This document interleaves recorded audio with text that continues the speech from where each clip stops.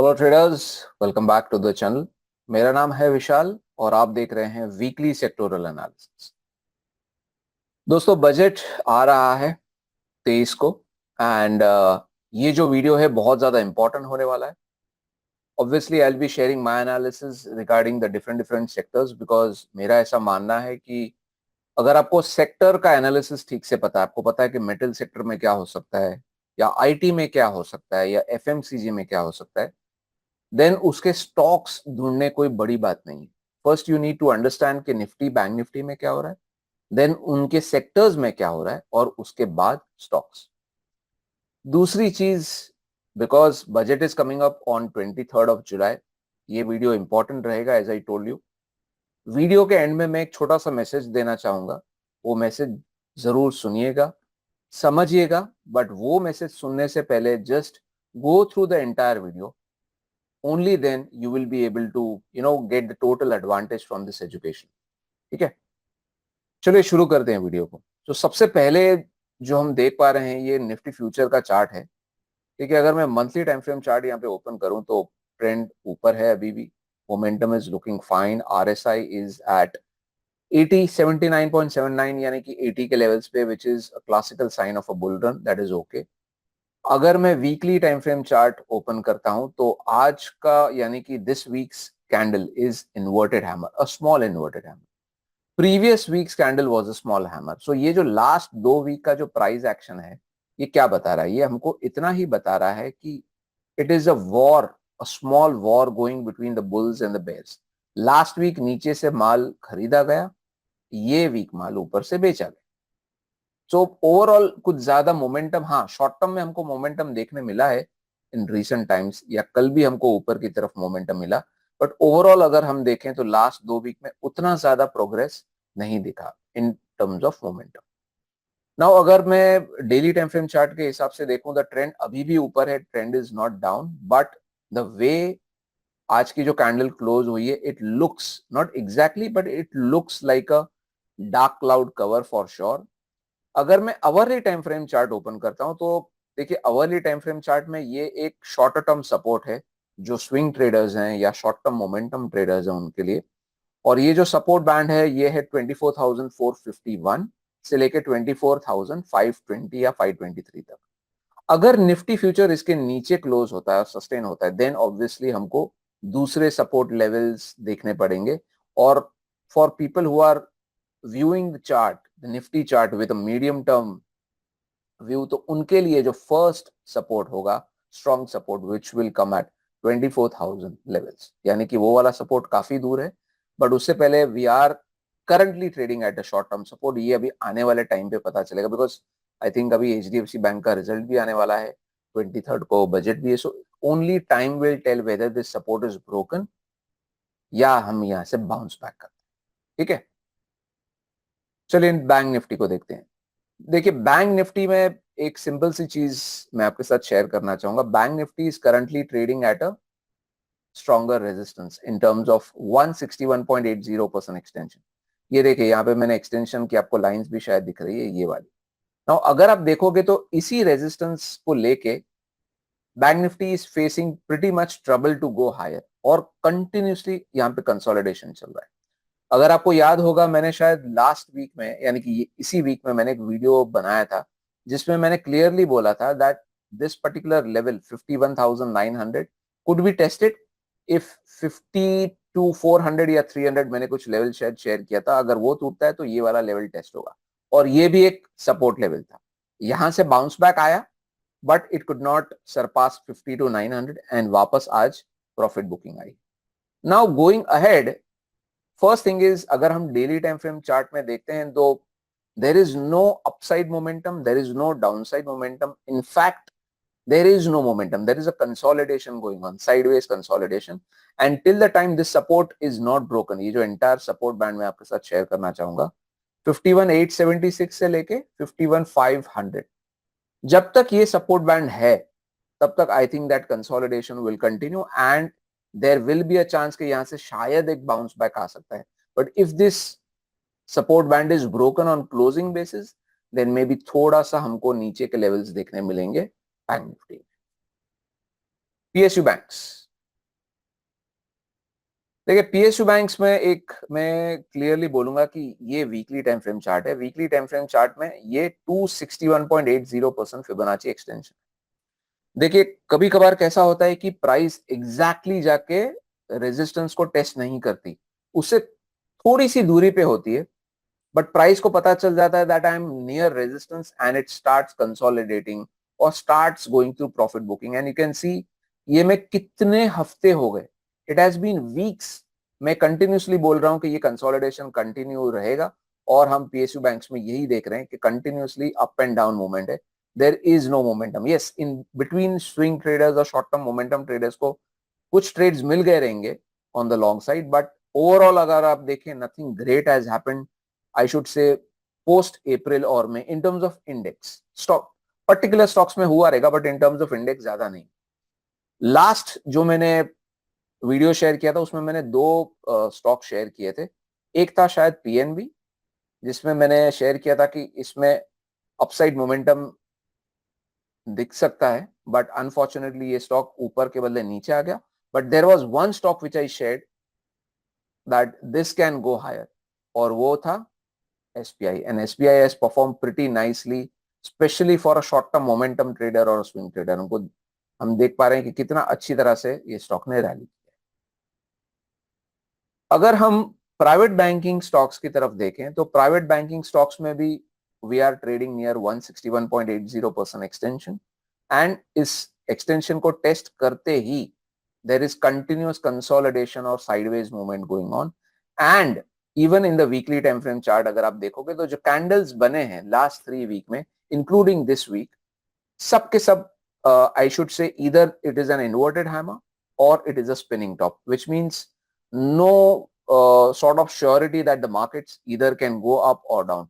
it is complete indecision। indecision यानी कि market को खुद को नहीं पता कि मार्केट कहां जाना चाहता है। And on the top of that सबसे जो इंपॉर्टेंट चीज मैं बोलना चाहूंगा वो है एचडीएफसी बैंक का रिजल्ट। एचडीएफसी बैंक का दोस्तों रिजल्ट आने वाला है, एंड एचडीएफसी बैंक करंटली ऊपर से काफी नीचे आ गया है, and currently it is trading at a 50% retracement which is a support, even this is a support. So यहां से does a bounce back come और ज्यादा सेल ऑफ आता है, ये सिर्फ टाइम ही बता पाएगा। सो आई गेस एचडीएफसी बैंक का जो मूवमेंट होगा उसके ऊपर बैंक निफ्टी जो इंडेक्स है उसका काफी मूवमेंट डिपेंड करेगा। ठीक है, एनर्जी पैक।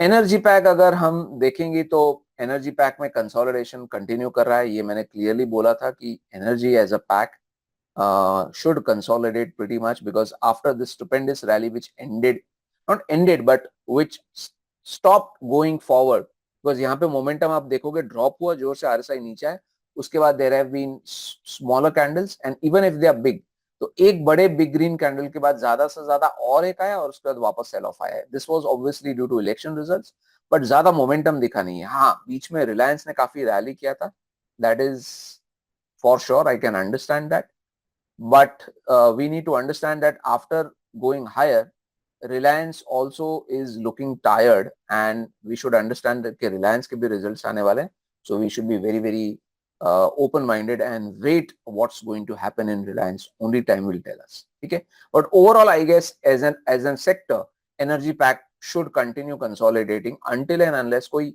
major नीचे का level टूटता है, then maybe view change हो सकता है।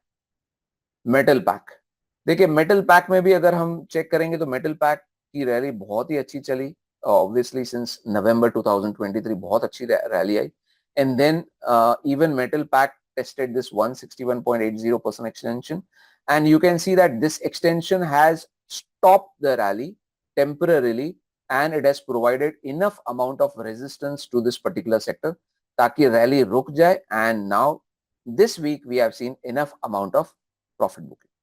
नाउ यहाँ पे ये एक बहुत इंपॉर्टेंट सपोर्ट है, ये सपोर्ट के नीचे अगर प्राइस क्लोज होगा इन मेटल स्टॉक्स तो then we'll have to be careful that थोड़ा सा और करेक्शन कंटिन्यू हो सकता है इन मेटल पैक। अगर ये नहीं टूटता है then we'll have to see that आने वाले कुछ दिनों में क्या एक बाउंस बैक आएगा या कंसोलिडेट होगा, only time will tell us, but you need to be vigilant, you need to be very very aware of the situation what's happening in the metal stocks.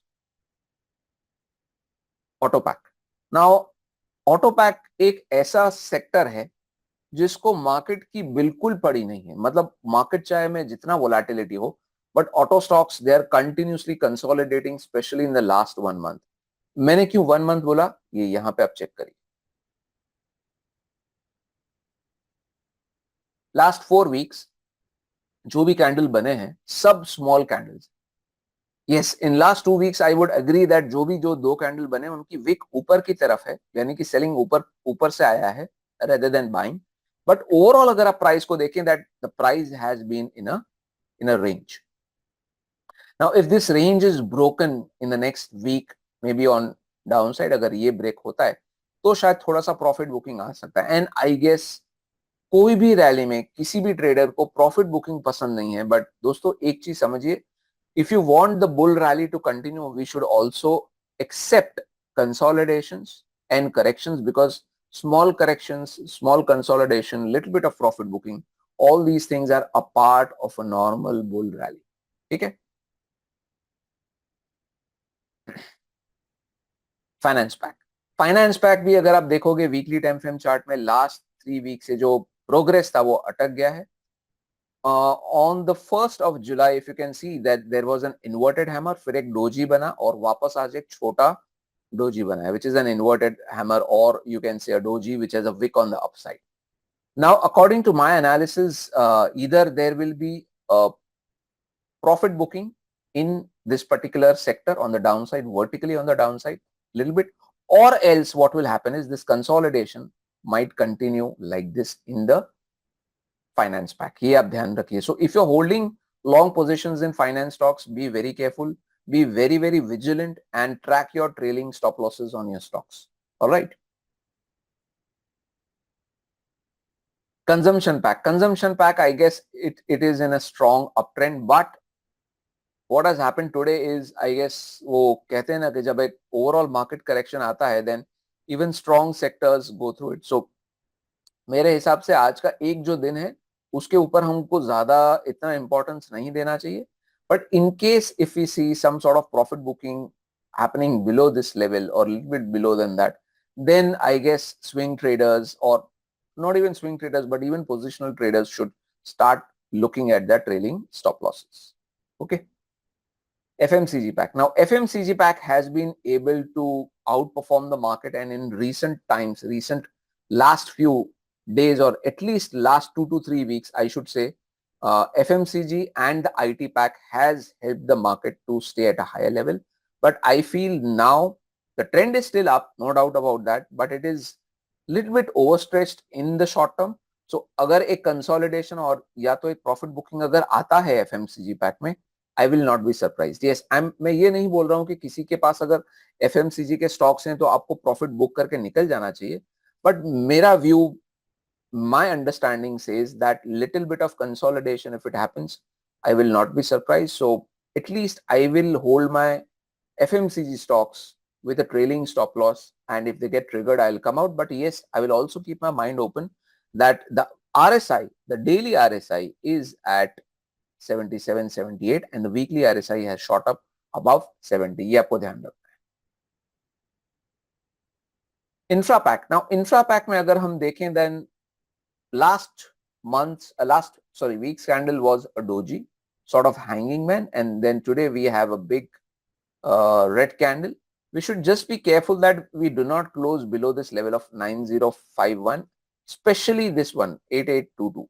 If we close below this, then और थोड़ा सा correction नीचे की तरफ बढ़ सकता है in infra pack. IT sector, I should say, along with the FMCG pack, this has been one of the sectors which has provided a lot of strength to the market. But the way it has gone up, it has been one-way rally, and I believe koi bhi rally, if it is one way, it cannot last very long. So I would be really happy to see if this particular sector consolidates or corrects, and at least जो volatility इसमें बनी है, ज़्यादा बढ़ गई है volatility, वो थोड़ी सी कम हो जाए, then maybe swing traders will get a newer opportunity in the IT pack, and then you'll have to select which stocks to go for. Pharma. Now, pharma also is one of the sectors which as a sector, if you see, it has rallied pretty nicely. So I guess so far so good. आज का जो दिन था वो मैं इतना ही बोलूंगा, just because the entire market came down along with the world markets, global markets. This is a short term correction. ये short term correction कहां तक जाता है? Does it stop at 38.2%, 50% या 61.8? If it goes below 61.8, then I think positional traders को थोड़ी सी तकलीफ हो सकती है. But as far as this entire band is holding up, and we just consolidate here little bit, and then if the price starts moving, then I guess we are fine, and then there will be no danger will be seen, that no danger will be seen in the pharma pack. But ये आपको थोड़ा सा ध्यान रखना पड़ेगा from the level of 20,368 to the level of 19,999, या आप 20,000 भी बोल सकते हैं. So this is an entire support band for the pharma pack. PSC sector में मैं अगर देखूंगा, जो मोमेंटम बिल्ड हुआ है लास्ट 2 दिन में on the down side is pretty strong. Even in the weekly charts, you can say the candle which has been made, it is not as strong as in momentum as in the daily chart, but yes, we can see some selling. So I guess this is a decent support at 10,613. Now, whether this support holds up or not, I guess time will tell us, right? Real estate pack. Now, real estate pack, if you check in the last at least 4 to 5 weeks, there has been no movement, complete consolidation, and this is a decent support for the real estate pack from 1068 to 1040. So in case if we close below 1040, then a little bit more problems will be visible for the real estate pack. Till then, I guess ये consolidation continue होता रहे. Mid cap. Now mid cap as a sector has rallied pretty nicely, especially after the election result which came up on 4th June. Things have been pretty nice for the mid cap from 47,262. We could see the rally till almost 57,873. So I would say that even if we see a little bit of profit booking continuing below 55,400, I guess it's absolutely fine, because we cannot have every day market just keep going up. There should be some short term to medium term corrections also in the market. Okay. Now coming to the point के अभी election budget आने वाला है 23 तारीख को. तो मैं एक ही चीज बोलूंगा, जब एक बहुत बड़ा इवेंट आता है मार्केट में, वो टाइम पे मेरा ऐसा मानना है एज अ ट्रेडर कि मैं अपने पोजीशन उस तरह से रखूंगा कि अगर मार्केट ने यहां से बाउंस बैक कर दिया, बिकॉज आपको पता है मैंने वीडियो के स्टार्टिंग में बताया that Nifty is trading at a support. So अगर यहां से बाउंस बैक कर जाता है मार्केट, तो शायद मैं थोड़े बहुत पैसे कमाऊंगा. अगर मार्केट क्रैश कर जाता है, सडन क्रैश हैपेंस एंड समझिए कि निफ्टी 200, 300, 400 पॉइंट घुस जाता है इन आने वाले कुछ दिनों में, then I will lose little bit amount of money. But ऐसा नहीं होगा कि मैंने बहुत बड़ा लॉस कर दिया और मैं उस लॉस में से अभी नहीं निकल पा रहा हूं, नहीं.